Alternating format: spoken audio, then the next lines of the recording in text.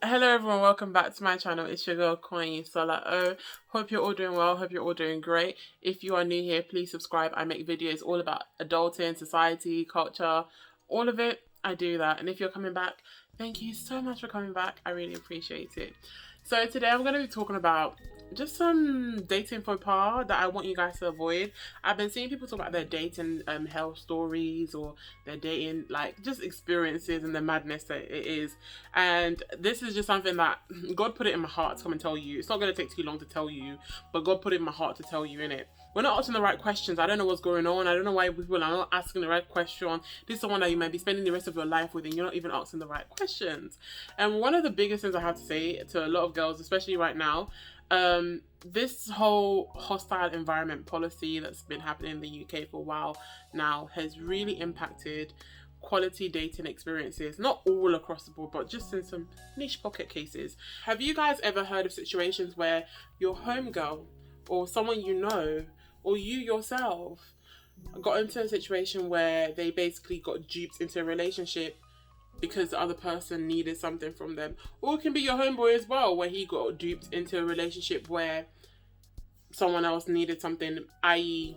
settlement or residency through the relationship. And why I say this is now that a lot of men might be dating and they might not be dating you for love. This is something that's been happening for a long time, but now it's manifesting in different ways in different spaces, whether that's through online dating or just dating in general. It's always been, it's happened before, but at least before you knew, you were calling a spade and it was what it was. But now people are dating under false pretenses, and I have to come and tell you, my dears, my darlings, I have to speak the truth, especially my ladies. I have to let you know, when you're dating a guy and you think it's going well, and especially if it's from a different country and he's adjusting to UK life, if the guy you're dating is from a different country, you need to ask him some questions. One of the questions I think that is decent enough to ask is, what is going on with your settlement? Home Office, you guys ask that question, and it's not on some, oh, I can't go out with you if you don't have your settlement. No, never that. I've been there. I know what it's like.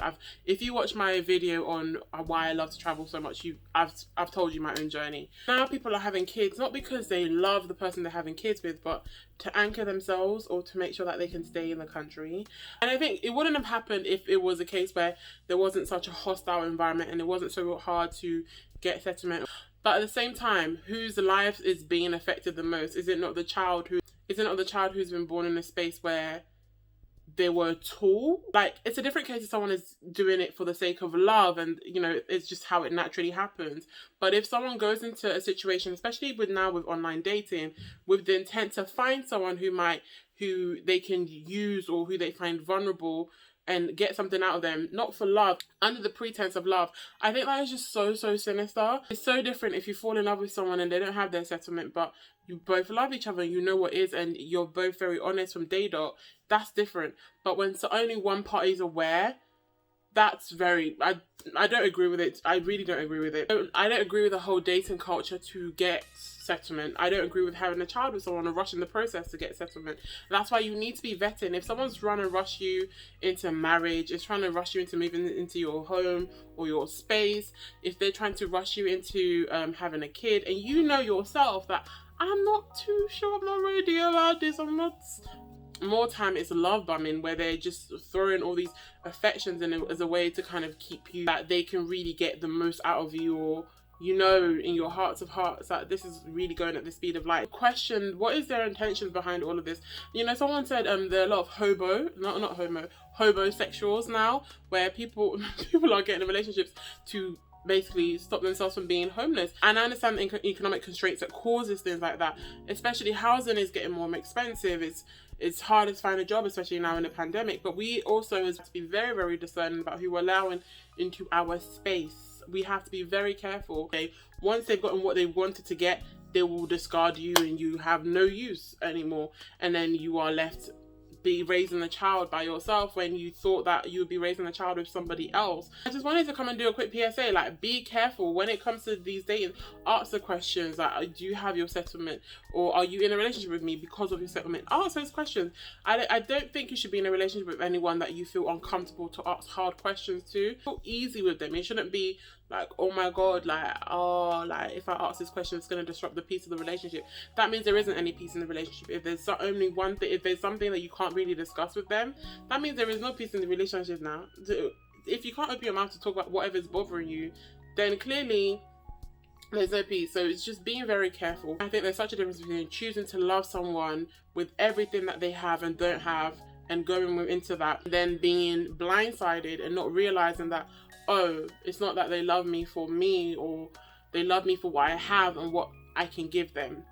A lot of times what men will do is they'll turn around and say, you never asked me. That will literally be like, you never asked me, and that will be their excuse. And you know what? Fair enough. You never asked. But also you omitted and you lied, probably because you can't go for so long without knowing that your partner doesn't have status in a country. So now we should be snobs. Oh, because you have what's unique, or whatever, that you should now be acting. That's not what we're saying. It's not about acting snobbery to people from in different situations. It's about making sure you're going into situations with your eyes wide open and not half asleep, or not knowing that your partner has a whole other life or a whole other situation that you are completely unaware of. That is different. Don't be a snob to anyone, because in this life, whatever goes up might come down. I feel like the whole settlement process has become, over the years, more of a money-making scheme anyway. The inflation of like applying for your residency is just crazy now. It's really crazy. So I am not the type of person to be like snobbing someone and be like, oh, I think I'm better than you because of what? Because of a document. I'm afforded like different opportunities, but from my own perspective, if we are all God's children, we're all the same. Whether you're from X or there, and whether, it doesn't matter. Because if I go to your country, I'm probably just here as a visitor. Videos before, I've made videos recently about limiting beliefs. I've made videos about presentation skills. I've made videos about basically anything that I feel is relevant. Go on my channel and catch up with my videos. Make sure you like, comment and subscribe. Thank you so much for watching my video. I'll see you in my next one. Take care. Bye.